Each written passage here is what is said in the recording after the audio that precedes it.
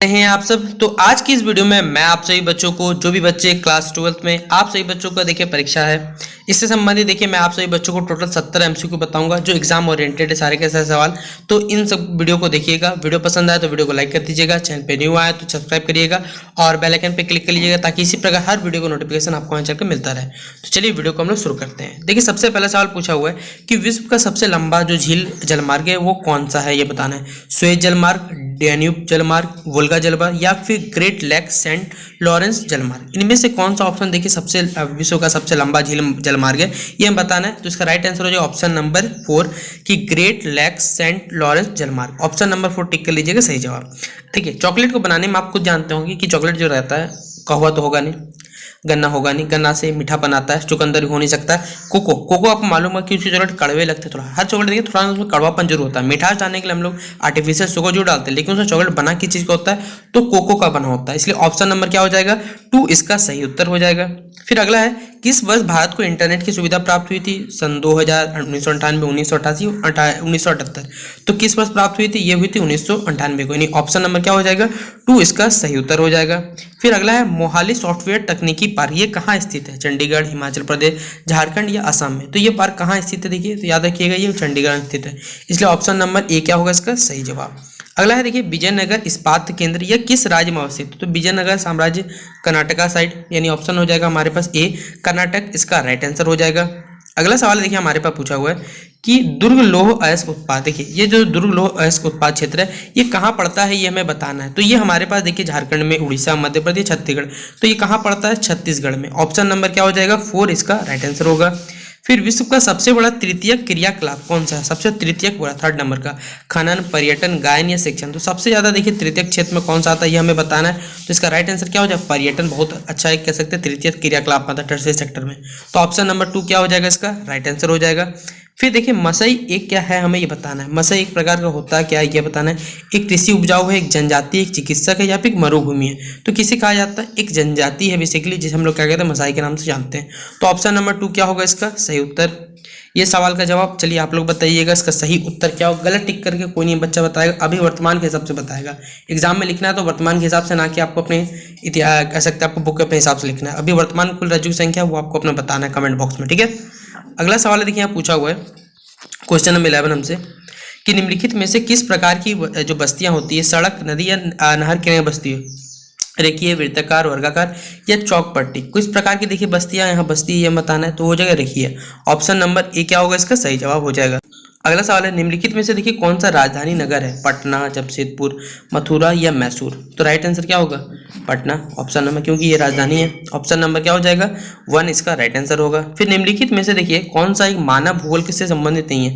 क्षेत्रीय विभिन्नता, स्थानिक संगठन, मात्रात्मक क्रांति या अन्वेषण एवं वर्णन? इनमें से कौन सा मानव भूगोल संबंधित नहीं है? तो वो हमारा स्थानिक संगठन और स्थानिक मात्रात्मक क्रांति क्या हो जाएगा इसका सही उत्तर हो जाएगा। अगला है, निम्नलिखित में से कौन सा एक जनसंख्या परिवर्तन कारक नहीं है?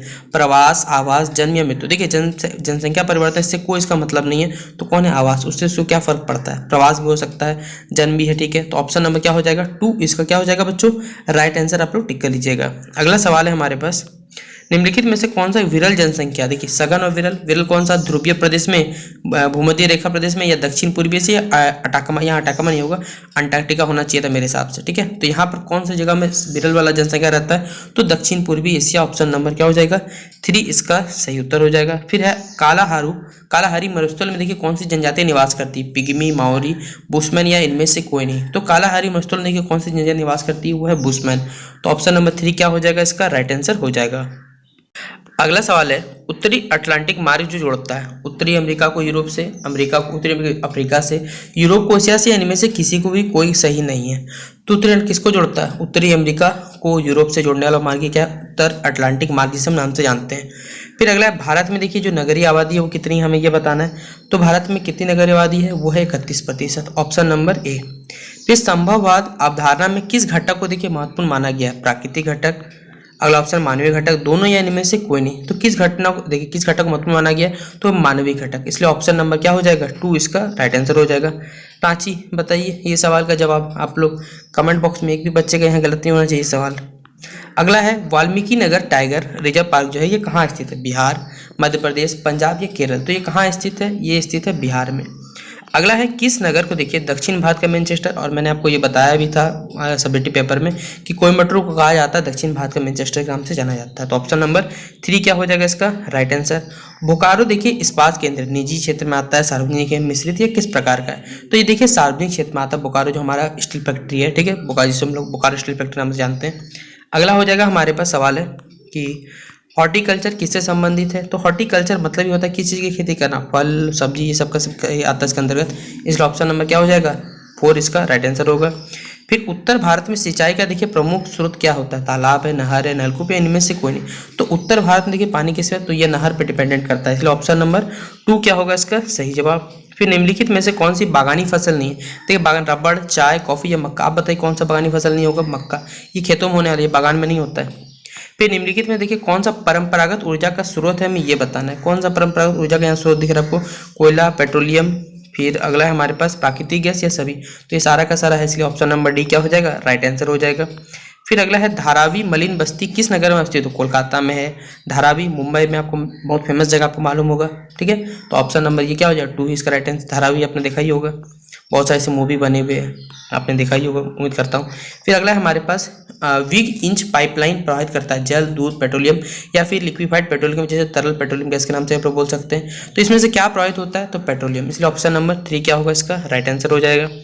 अगला है भारत एक सदस्य देखिए कैसे साप्टा का, OECD का, आसियान का या ओपेक का। तो भारत इनमें से किसका देखिए सदस्य है? तो साप्टा, ऑप्शन नंबर क्या हो जाएगा 1 इसका राइट आंसर हो जाएगा। वर्ल्ड ट्रेड ऑर्गेनाइजेशन विश्व व्यापार संगठन का मुख्यालय क्या है? इसका आप जानते होंगे आराम से, कहाँ इसका मुख्यालय है? तो जिनेवा, ऑप्शन नंबर क्या हो जाएगा 1 इसका राइट आंसर। फिर पर्वतीय प्रदेशों में किस प्रतिरूप का अधिवास पाया जाता है? आयताकार, सीढ़ीनुमा, पंखा या तारा। तो वहाँ किस प्रकार का देखिए प्रतिरूप पाया जाता है अधिवास में? तो वो हो जाएगा हमारे पास सीढ़ीनुमा, ऑप्शन नंबर 2। फिर निम्नलिखित आर्थिक क्रियाओं में कौन ग्रामीण अधिवास से संबंधित है? प्राथमिक, द्वितीय, तृतीय या चतुर्थांक। तो किसमें देखिए कह सकते हैं कौन ग्रामीण अधिवास से संबंधित रखता है? तो वो रखता है प्राथमिक, इसलिए ऑप्शन नंबर 1। फिर निम्नलिखित में से कौन सी सांस्कृतिक नगर है? केनरेवा, लंदन, मक्का या ओसाका। तो कौन सा सांस्कृतिक नगर है? ये है ओसाका, ऑप्शन नंबर 4। अगला 35 नंबर है निम्नलिखित में से कौन औद्योगिक नगर है? ये तो देख के पता चल रहा है जमशेदपुर, ऑप्शन नंबर क्या हो जाएगा 1 इसका राइट आंसर हो जाएगा। तो यहाँ पर पहला सवाल पूछा हुआ है कि निम्नलिखित में से कौन सा क्षेत्र जो सघन जनसंख्या वाला है दक्षिण पूर्वी एशिया, वहाँ हमने पढ़ा था देखिए विरल वाला, यहाँ पूछा देखिए हमसे सघन वाला। तो क्या हो जाएगा दक्षिण पूर्व एशिया हो जाएगा हमारे पास, ऑप्शन नंबर ए क्या हो जाएगा इसका राइट आंसर। फिर जनसंख्या वृद्धि सर्वाधिक जो दर है अफ्रीका में है, एशिया में, कहाँ पर देखिए सबसे ज़्यादा है? तो ये हो जाएगा अफ्रीका में, ऑप्शन नंबर क्या हो जाएगा 1 इसका राइट आंसर हो जाएगा। फिर अगला है हमारे पास मानव विकास सूचकांक में विश्व के निम्नलिखित देशों में से किसकी कोटि देखिए सबसे टॉप लेवल पे 4 ऑप्शन बताना कौन सा देश ओपन में।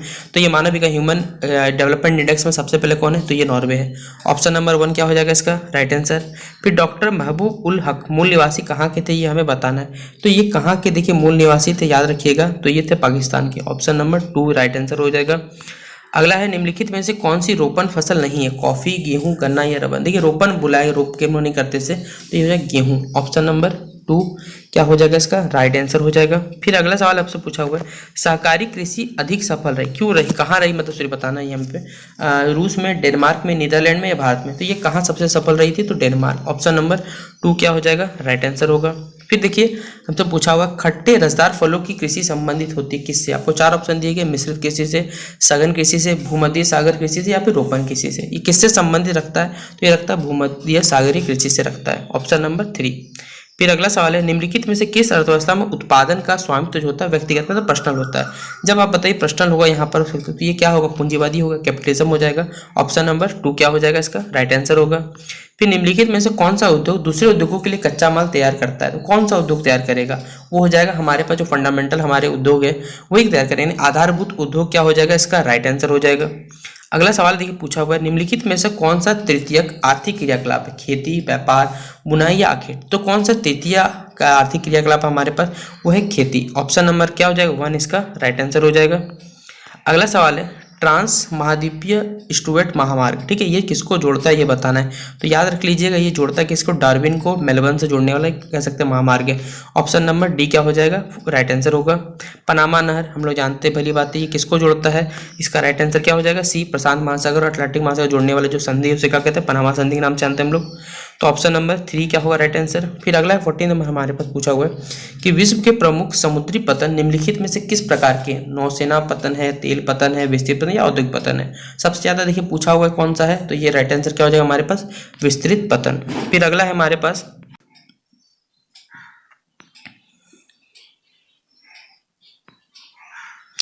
अगला सवाल देखिए हमारे पास कि 2011 की जनगणना के अनुसार भारत में किस राज्य में नगरीय जनसंख्या का प्रतिशत सर्वाधिक, सबसे ज़्यादा देखिए बताना रहेगा।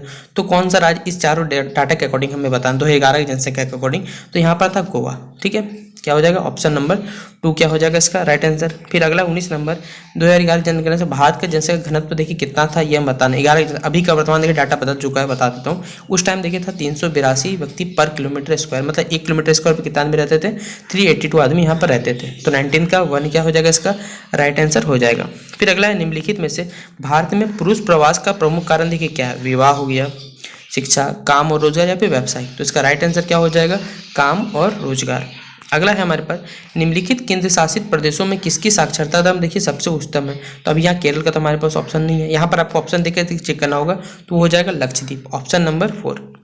अगला हमारे पास सवाल है कि निम्नलिखित राज्य में देखिए किसकी 0.6 आयु वर्ग में लिंगानुपात यहाँ पर निम्न, हरियाणा में, गुजरात में, पंजाब में, ये कहाँ पर बताना आपको। इसका राइट आंसर क्या हो जाएगा, हरियाणा। अगला है निम्नलिखित में से कौन सा नगर नदी के तट पर देखिए अवस्थित नहीं है, आगरा, कोलकाता, पटना या भोपाल। नहीं है ये बताना, ठीक है, नहीं बोला बताना, तो ये हो जाएगा भोपाल, ये नदी तट पर नहीं है बेसिकली। अगला है हमारे पास सिंचित क्षेत्रों में मृदा निम्नीकरण का जो प्रमुख कारण होता है वो क्या कारण होता है। तो देखिए सबसे बड़ा कारण कि मृदा में जो लवणता पाया जाता है, इसके कारण वो होता है, वायु प्रदूषण भी होगा, लेकिन मुख्य कारण बताना है, तो इसका मृदा लवणता हो जाएगा, ऑप्शन नंबर 4। अगला है निम्नलिखित में से कौन सा खाद्य फसल है, तो इसमें से खाद्य फसल कौन है, वो है मक्का, ऑप्शन नंबर 3। फिर अगला है निम्नलिखित में से कौन सा भू उपयोग समवर्ग नहीं है, यह बताना है, तो ये वाला नहीं है कौन सा, वो है सीमांत भूमि। फिर उदयपुर किस राज्य में, एकदम बच्चा बता देगा, राजस्थान में, ये ऑप्शन नंबर 4। फिर निम्नलिखित राज्यों में किसमें प्रमुख तेल क्षेत्र होते हैं, देखिए मतलब सबसे कौन तेल पाया जाएगा, तो हो जाएगा असम, डिगबोई, आपने नाम सुना होगा, असम के डिगबोई में पाया जाता है। फिर निम्नलिखित में से देखिए कौन सा औद्योगिक अवस्थाना का प्रमुख कारक नहीं है बताना, तो इसमें नहीं कारक कौन जाएगा, वो होगा जनसंख्या घनत्व। फिर ITDP का फुल फॉर्म देखिए क्या हो जाएगा, तो ये राइट आंसर होगा समन्वित जातीय विकास प्रोग्राम, ऑप्शन नंबर 2। फिर अगला है हमारे पास, अच्छा ये कंप्लीट होते हैं बच्चों 30 क्वेश्चन, और पहले के 2 मैंने आपको 35 क्वेश्चन करा दिए, टोटल 65 क्वेश्चन देखिए इस PDF में पास अवेलेबल थे, जो मैंने आपको कंप्लीट करवा दिए। आशा करूंगा कि देखिए आपको ये वीडियो पसंद आया होगा। वीडियो पसंद आया तो वीडियो को शेयर कर दीजिएगा, और इसके बाद देखिए एक और वीडियो मैं आपको अपलोड कर दूंगा, जिसमें जो बाकी बचा हुआ क्वेश्चन रहेगा वो कंप्लीट वहाँ पर करवा दिया जाएगा। तो चलिए मिलते हैं नेक्स्ट वीडियो पर, तब तक के लिए जय हिंद, जय भारत। और सब्जेक्टिव ऑब्जेक्टिव देखिए बहुत सारे जो वीडियो अपलोड है उनको जरूर देख लीजिएगा।